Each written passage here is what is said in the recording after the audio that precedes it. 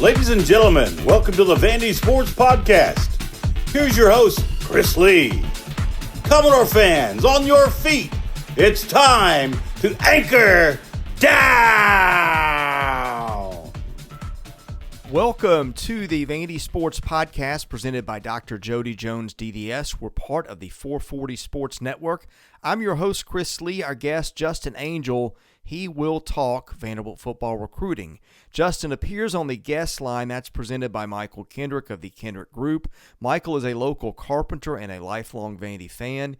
He builds bookshelves, cabinets, picture frames, furniture, and made-to-order items, including a display case for my prized Dale Murphy jersey. I've seen Michael's work. He is a true craftsman. If you're in the market for custom woodwork, give Michael a call or text at 615-830-9458. Now on to our podcast with Justin Angel. We've got a special for you right now. We've got the Get the Band Back Together edition of the Vandy Sports Podcast. I don't know if he'd be the drummer or the lead guitarist or what he'd be, but he's Justin Angel. He's back helping us with football recruiting again. Just a good dude, a good friend, and thrilled to have him back. Life got busy for a while, and Justin stepped away from the site, but he's back with us and better than ever. And Justin, really appreciate you being on to talk some football recruiting tonight. Yeah, no problem. Looking forward to it. What are your thoughts on this class? We'll get specific in a little bit and hit some mailbag questions. The job the staff's doing, what you think of the class, their process, their evaluations, those sorts of things. I thought they've done a pretty good job so far. You can tell that really the things that they've been looking for is skill talent on the offensive side of the ball. As far as they got 4 wide receivers right now, they got 2 tight ends, 2 running backs, likely going to add more to that side of the ball. The one thing that I really like, I think, just watching Vanderbilt play here the past few years, something that they haven't had a ton of is team speed, and I think that's something that they've tried to address in this class, is trying to become faster, more explosive and those types of things. And that's something I think Vanderbilt needs to do offensively. But also, mostly offense in this class so far. But they have done a pretty good job as far as the defensive line. I got some beef there with Demarion Thomas and Ted Gregoire. I think just getting those two big bodies, something that Vanderbilt has struggled getting in the past, that helps out. But, and if you watch Vanderbilt as well, they need help on the back end. And they haven't got a ton of defensive backs commitments in this class, but I think that's something that you're going to see that they're going to attack in the transfer portal pretty hard, and something they've already been doing. And I think you'll see them get a couple of guys for that position out of there. Yeah, I got a list. I kind of had to keep it to myself of some kids that they may look at in the portal. This is a couple of weeks ago. The ship may have sailed on a lot of them, but it was obvious to me they were targeting DB heavily there. Absolutely. And one guy that, we've talked about quite a bit on the site is Alex Washington, is the Harvard corner. He's actually going to be visiting Vanderbilt this weekend. He's a 2-time all Ivy League guy. And I think, as far as those Ivy League schools, as long as you have those kids that's played there during that COVID year, and then they get that extra year, I just think that, that's something that Vanderbilt can take advantage of. I think that's something that they've tried to, so far. And he's the type of guy that I think Vanderbilt should be targeting in the portal, and a type of guy that could come in, immediately help at corner, and could, definitely help that defense where they have struggled here the past couple of years. Do you think the late season wins over Kentucky and Florida did much to move the needle for them. I think that, and I always say this, I try to stay consistent. When a team gets just its clock cleaned and fans go, oh man, well, good luck recruiting to that. I get it. I mean, I don't see how just getting blown out can help. But if you're going to plant your flag there, the inverse of that is that, winning a ton maybe won't move the needle either. I think the truth is probably somewhere in between. What's your opinion on that? I think it helps. It's pretty easy sell in a first year when you're coming in and, talking about this vision, this is what we're going to do and do all those things. I think the first year you can do that. By the time you get to the second year, at that point, I think, your recruits want to see a little bit of results, and if you're struggling and, they started out strong this past year and then they just hit that terrible stretch there of Alabama, Ole Miss, Georgia, and then they had some winnable games there against Missouri, South Carolina, and, they didn't win either one of those. And, people start to have doubts. And I mean, kids are kids and they're going to do the exact same thing, guys that you're recruiting. But then you go out and you beat somebody like Kentucky, who's been a pretty established program. And then you go out and beat Florida, I think that's the third time in my lifetime that they beat Florida. Even though it is a down year for them, you can still see, hey, we're competing in the Southeastern Conference. And I think it does turn some heads, for your recruits. And I think that helps as far as, kind of going into their official visit season that they've had. And they've had some success so far, getting somebody like Dante Kelly, that was a Mississippi State commit at one time, AJ Newberry, Colorado commit at one time, Mr. Sandoval, he's from San Diego, committed to San Diego State, and then they get him as well. I mean, so I do think it's easier to sell that vision once you do see some results. How do you think this staff closes, and what do you make of its process compared to the previous one? And when I say closes, I mean we are now a week from signing day or so, and that's what I mean. It just seemed like the old staff just sort of sometimes threw scholarships out there, and I don't know that that's exactly what this one does. Is that fair a fair way to put it? That's a fair way to put it. I mean, there's been times where in the past where me and Sean would, he'd shoot me a text and like, who is this guy? I would be like, right. I don't know who that is, and then you would talk to him on the phone or whatever, and it'd be, hey, I didn't start hearing from Vanderbilt till 4 days ago, and you just kind of wonder, how that is. I think this staff here, Parkley, I think Barton Simmons, I think they do a really good job of, they know what type of kid they want to target. And I think they have the nets cast out there, and there is no stone unturned. And, the good thing about it is they do have backup plans for those things. Like I talked 3 weeks ago to Evan Herman, who's a defensive end out of Wisconsin. Vanderbilt offered him about probably 10, 11 weeks ago. He came in for a visit. They checked him out. His offer wasn't committable, but he was a guy that was on their board at a certain spot. Hey, if we miss out on A, B, and C here, this is D. In the past, I felt like, Vanderbilt wasn't even talking to that guy and had built no prior relationship with him. All right. And then when it got time for it, then, hey, we're just throwing out a scholarship for him. And we're going to try to get him late, even though we don't really know him. Okay. And if you do that, it's really a gamble, because you're giving a kid an opportunity to play in the Southeastern Conference, and you haven't done your, due diligence and as far as kind of getting to know the kid, talk to everybody that's involved and doing those things. And that's not to say that they didn't do that on the majority of them. I'm just talking about here late in the process before signing day. we don't really get that many surprises now. And I think it helps, that they've built a relationship with those guys. They know what they're getting if they do land those commitments from those late offers, because you're always going to do that at times. And I think that's only going to help them be successful. Let's get to the mailbag if you're ready. I'm ready. All right, the mailbag is sponsored by Sutherland and Belk, a family-owned injury law firm. If you or a loved one has been hurt in an accident, give Taylor or Russell a call, 615-846-6200, see what your rights are and if they can help.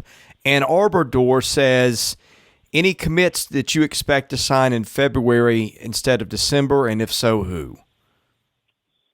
I don't know of any guys that are planning on signing in February. I think Vanderbilt is planning on getting the majority of their class here in December.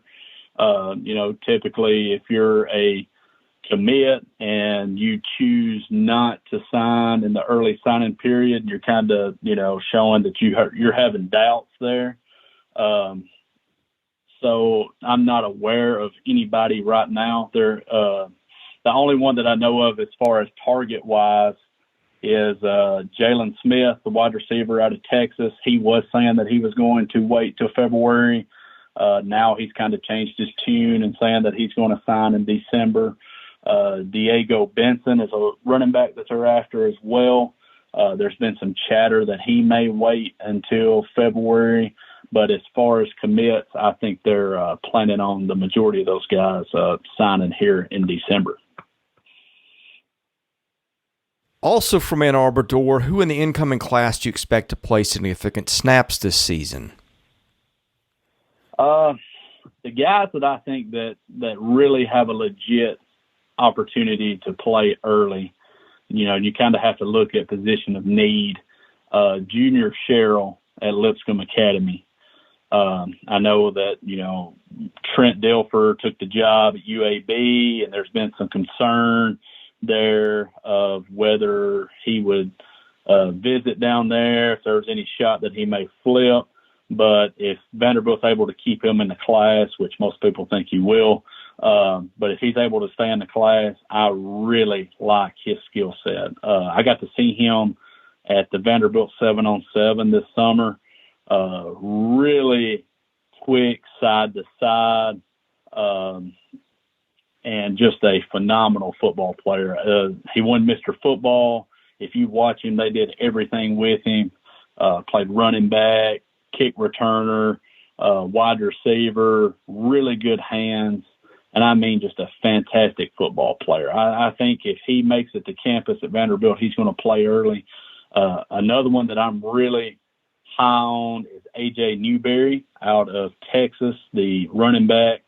I did a coach analysis with his high school coach not too long ago, and he just raved about this kid. And you watch him, I mean, he ran for 1,700 yards, about 6'1", 6 foot, and he's about 200 pounds, and he can absolutely go. So I really like his production at the level of play that he had. Another one is Kamorian Pimpton. That's the one at Texas is trying to poach. LSU's trying to do the same thing. All right, which, just like we talked about earlier, if you have those type programs coming in trying to steal your prospects, you've done a pretty good job of identifying them pretty quick. So, but Pimpton is a guy at tight end that I think could come in and play early. And then defensively, the guy that I think has a shot is Martell Height. You don't hear a whole lot about him, but he committed pretty early to Vanderbilt. He played mostly safety in high school. I don't know if he'll play safety when he gets to Vanderbilt. I think he probably more like a true corner, and Vanderbilt definitely needs some help out there. So I think that he could be a candidate to do that as well. This season of the Vandy Sports Podcast has been made possible by my friend Dr. Jody Jones, DDS. When it comes to general or cosmetic dentistry services, Jody is the best in Nashville. Just check out his client list. It testifies to that. He sees movie stars, music stars, athletes, coaches, you name it. Jody is the dentist of choice for stars in Nashville. but he sees regular folks like you and I as well. What people love about Jody's office is the ambiance. It's relaxing, it's friendly. Someone described it to me as a tooth spa. Whether your needs are general or cosmetic, go see Jody today. Call him 615-270-2322. See him at 55 Music Square East, not far from downtown or the Vanderbilt campus. Jody is a former Vanderbilt football player and a huge Commodore booster, so go and talk Vandy sports with him while you're there. Go see Jody Jones today. Thank him for his support of this podcast, because without it, this season would not be possible. Okay, you sort of answered this one earlier, but I'll let you add any thoughts you have here. DFW Mark, is Vandy in on recruits that are better overall prospects now that Barton is in charge? Are we seeing a higher level of players being pursued? Yes, there is definitely more guys that are getting offers from some of your other schools, and honestly, that's what you want at Vanderbilt, and you're running the risk there of losing Kamori Pimpton to Texas or LSU, but if you're not getting guys like that, then you're probably not recruiting the way that you need to. I used an example on the board, talking about Anthony Miles. Offensive lineman out of Birmingham that they got pretty early. Missouri put a big push on him, trying to get him to officially visit at the end of the year. I'm not sure if that ever happened. All right, but you got guys that are getting in on Kenrick Lanier, the wide receiver from Georgia. It's not fun, not trying to hold on to those guys and keep people away. But also, on the other side of that, if people aren't trying to get in there and get those guys, then you're probably not identifying the type of kids that you need to be successful in the Southeastern Conference. Okay, Macho Man Vandy Savage 1. Does Coach Clark Lee already have someone in mind for running back coach? I think that's probably a little early for us to know, but maybe you've got some insight there. I don't have any insight whatsoever to that. So that makes two of us. That happened today, and I was surprised. Right. But Norval McKenzie, who I really liked, by the way, my understanding is he had obviously the Atlanta area is where he is from, and I think that was, from what I understand, the driver in that decision. So right, and he recruits that area extremely well. So yeah, you would understand why Georgia Tech would have interest in him. So yeah, I really like Norval. You will never hear me say a bad word about that guy. Okay, right. What have we got next? We've got Vandy Guy 20. Who's your favorite in-state kid in the class? Well, I just went in and talked about Junior Sherrill for a long bit there. The other in-state kid that I really like is London Humphreys. And I'm not sure if he'll contribute early. I think he's a guy that probably needs to add some weight to be able to play in the Southeastern Conference. But as far as his ball skills and his speed, it's SEC level speed. I got to watch him last week in the Tennessee East-West All-Star game. He was on offense. They fumbled the ball. Corner from Blackman picks it up, runs it, goes about 60 yards. Well, that guy had a running head start. Humphreys is just standing still, sees him, and he actually ran him down at the goal line and nearly got the football away from him, but the guy ended up scoring. But you could see just a flash of, kind of how his athleticism is. And the other thing about him, too, if you know anything about Lipscomb's got D1 guys running around everywhere. And in the state championship game, they refused to kick the football to London Humphreys. They would rather pooch it and give it to him at the 40-yard line than to take a shot of kicking it to him. And that's definitely some respect for a guy when you're doing that. So. As much as they leaked on coverage late in the year on special teams, I would think that alone would give him a shot to contribute right away. Absolutely. And the reason they did that is the first time they played, he had 2 touchdowns for kickoff returns in that game. So, and that's against Lipscomb, out of all, who was probably the best team in the state this year. That might upset some people, but they probably were. That's pretty impressive. I don't know that there's much probably about it, but anyway, I mean, there's a select public school team or two, but go ahead. Yeah, I mean, they when I saw them at Vanderbilt 7-on-7, they actually look like one of those all-star teams when they come out there to go through that. So Lipscomb is they definitely got some talent. I mean, I think it's good that you get Junior Sherrill from there, and kind of get some of these local kids from these schools, and try to get some of the local support. That's one thing I do like about this class. They do have 5 in-state kids, and I'll say that about Clark Lee and his group. They do a really good job of recruiting the state. They really do. They're in schools all the time. They're checking in. Their door is always open to high school coaches around the state, and that's a really good thing. Okay, no surprise, some running back questions here. VU and GA, will the loss of Norval McKenzie sway any current running back commits to decommit? Well, if you notice looking at Cedric Alexander and A.J. Newberry, that's the running back commitments that they got at the moment. You could tell in their in-home visits this week. Earl Bennett was on the road. He was in there with them. But Joey Lynch was in both of those. So I think, they really brought several coaches into those in-home visits. And I think it was just to make sure to try to keep those guys in the class. And I think they will. A.J. Newberry, he just committed to Vanderbilt not too long ago. Cedric Alexander's been committed for a long time. The thing that I want to see is, like we talked about earlier, Diego Benson, one guy that they thought they were in a really good spot with, but he hasn't really chose where he's going yet. Iowa, Kansas State, or 2 of the other teams in there.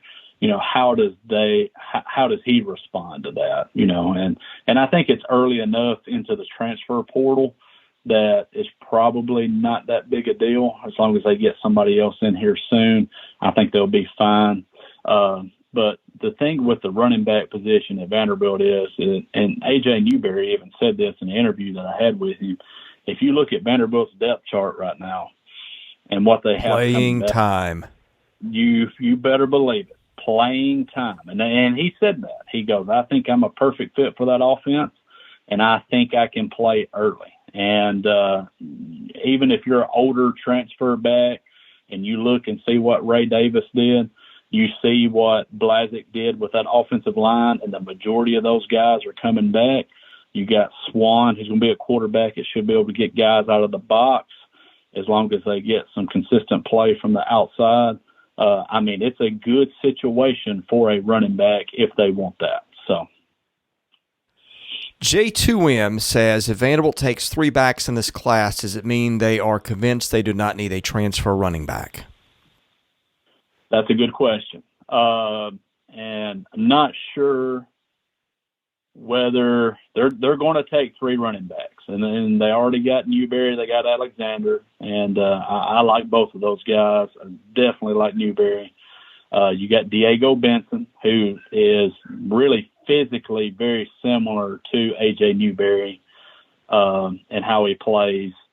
But do they take Diego? And because if you're doing that and you take Diego Benson and you take 3 high school running backs, you're putting a lot of faith into, 1 or 2 of those freshman running backs are going to end up playing. And last year, coming into the year, everybody talked about how much depth Vanderbilt had at running back, and for good reason, because you had Ray Davis, you had Rocco Griffin, and you had Patrick Smith, you had all those guys, and then Gillespie and Edwards coming in.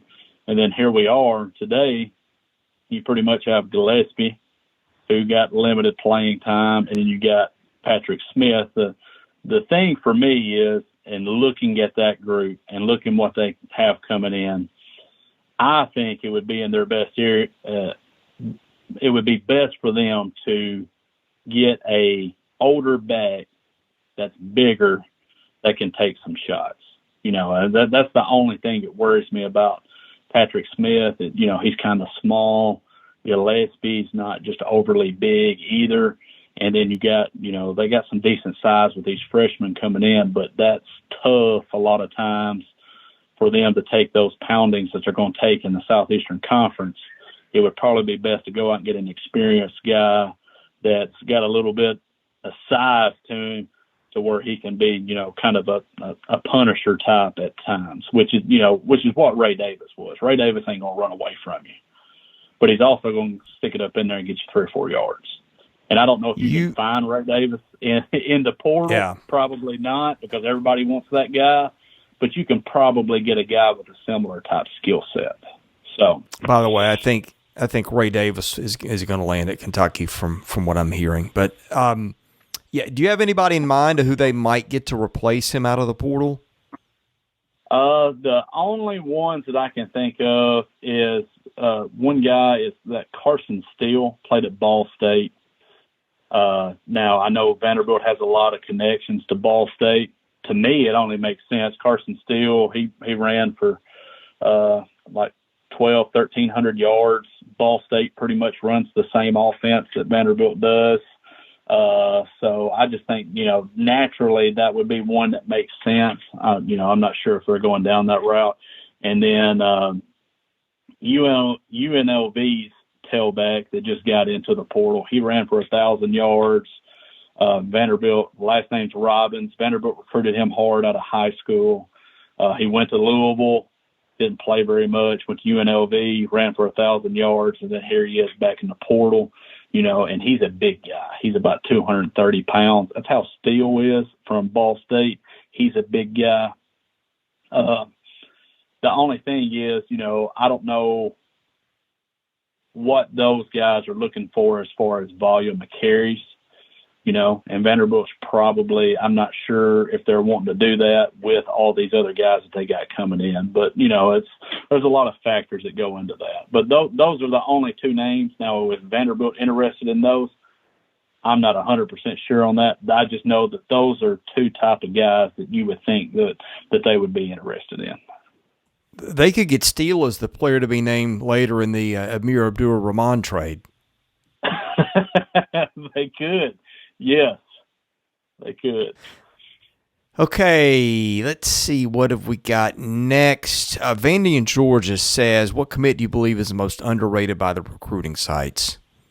Most underrated by the recruiting sites. That's a pretty good question. I feel you delaying me here, like you don't have a ready answer and you're having to think about it. I do not have a ready answer for that. I will say this. I do like the 2 offensive guards that they got. I know that you don't hear a ton about Misa Sandoval. People look at that, they stole him from San Diego State. He ain't very good. And then you look at Cooper Starks and you look at his offer list. He's just got a bunch of MAC offers and those 2 things. Those are 2 very large human beings. I've seen Starks in person, and yes, that's 100% correct. Starks is a big guy, and the thing about Starks is he's super athletic. Super athletic. And you got 2 guys there that's going to play interior that's already 320 plus. And Misa, he measured in at 6'6". And then you got Cooper Starks there, who's legit 6'5". I mean, I really like that combination there, and sometimes, at guard, you don't have to be just overly athletic. That's one thing about Misa's film when you watch him. I don't think he's just super athletic, but he's got a mean streak to him. He has got a big body, and I think that he's going to fit in pretty good in the interior. And I think either him or Starks is going to have a chance to be pretty good before it's all said and done. Okay, you answered part of this earlier, but VA 72, how well is the new staff getting to know the local high school coaches and making inroads and developing relationships for future recruiting success in state? Oh, they do a really good job. And something that they've not been afraid to do is they are not scared to be the first team to offer somebody, even if it's a young prospect. And that's key. I know people get tired of, well, they offered this guy as a freshman in high school, or they offered this guy as a sophomore, or whatever. Sometimes that's what you got to have to be a part of the game, And like I was talking about earlier, as far as like building relationships and doing those things, that's what recruiting is. And if you're the first one to extend the offer, those kids don't forget those things. And as far as being with Tennessee high school coaches, they do a tremendous job. They've always had an open door. They did a camp a coaching clinic last year that was free, that you really you didn't have to pay anything to go to, but you got to go to these breakout sessions and talk to these different coaches and everything else. And anytime you want to go down there and watch a practice, they're more than willing for that. And, a lot of times, Vanderbilt's coaching staff in the past, they've tried to do that for the most part, but this group seems to be really going out of their way to, make sure that Tennessee high school coaches are getting the attention that they need and those things. And when you start offering their kids, and you're the first team to offer their kids, then, that really goes a long way with them. Was it true that Mason never set foot inside NBA? I'm not sure on that one. He never set foot in Lebanon High School, I can tell you that. And we had a guy by the name of Zion Logue that was there, who happens to be starting at nose guard for Georgia now. So I could believe that possibly if it happened, but not sure.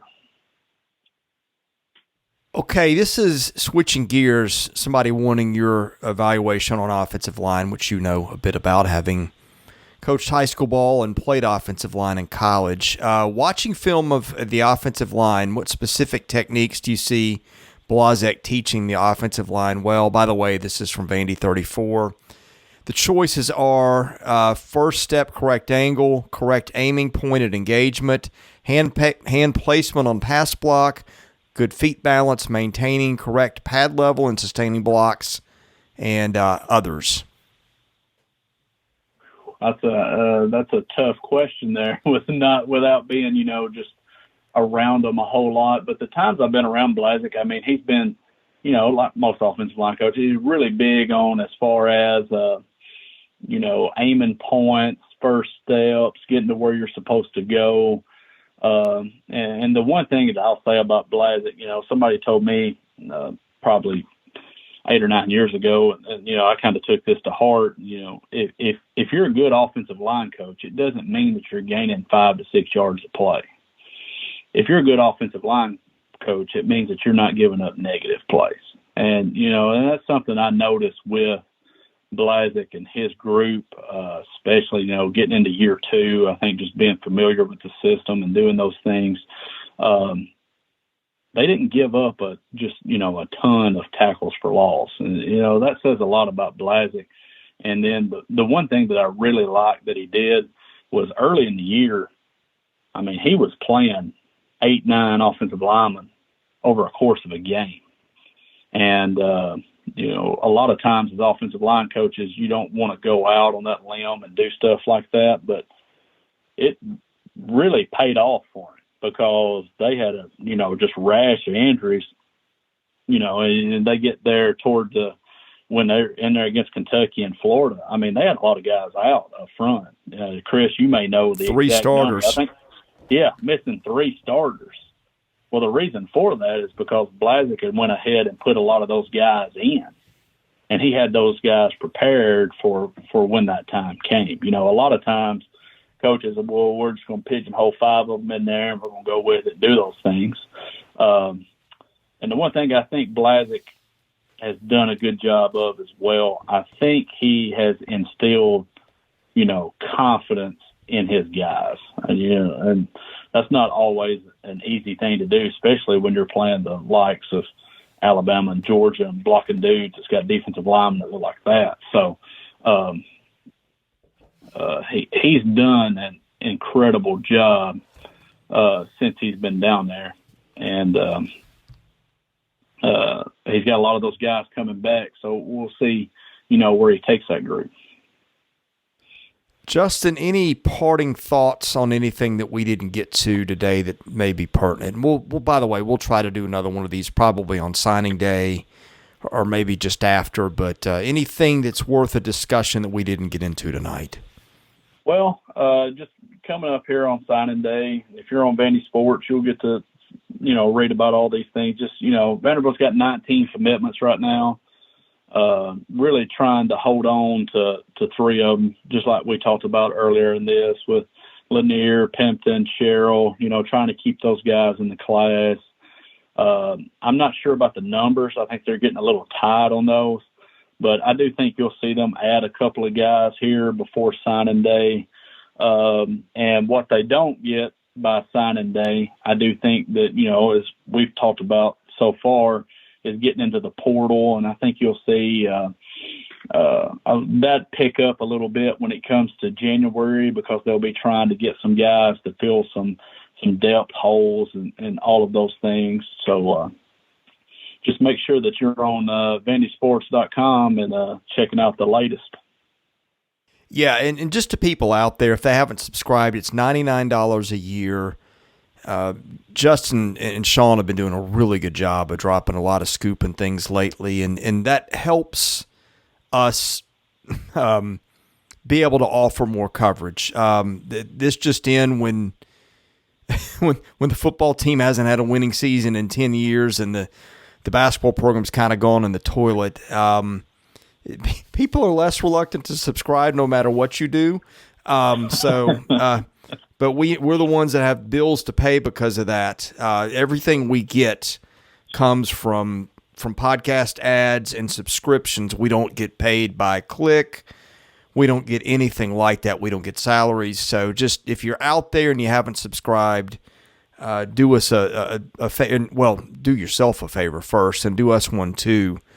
Get in, hit that subscribe button, and support what we do. And Justin, really appreciate you coming on tonight. I'm going to upload this thing here on Thursday night, and I'm going to get up early in the morning. We've got a 1,000-mile drive to Colorado for Christmas, so I think you're going to take the wheel on signing day while I'm out in Colorado in Pac-12 country. That feels weird to say. You might say, prime time out there a little bit. You never know. He's everywhere, I think. So that's right. Justin, thanks for joining us. We'll catch you soon. All right. Appreciate it, Chris. Thank you for listening to today's episode. We thank our presenting sponsor, Jody Jones DDS. We thank our other sponsors, Sutherland and Belk, Michael Kendrick of the Kendrick Group, and MyPerfectFranchise.net. If you're interested in sponsoring this podcast, and that's how we make this work, please email me at chrisley70@gmail.com. We also ask that you subscribe to our website, vandysports.com. That is $99 a year. You get things there that you don't get here. And, of course, please rate, review, and subscribe where you see our podcast. That helps us get noticed. Be sure to follow us on Twitter at vandysports.com. Follow me at chrisley70. And finally, subscribe to our Vandy Sports YouTube channel as well. Thank you for listening to the Vandy Sports Podcast, which is part of the 440 Network. I'm your host, Chris Lee. We'll catch you with another episode coming very soon.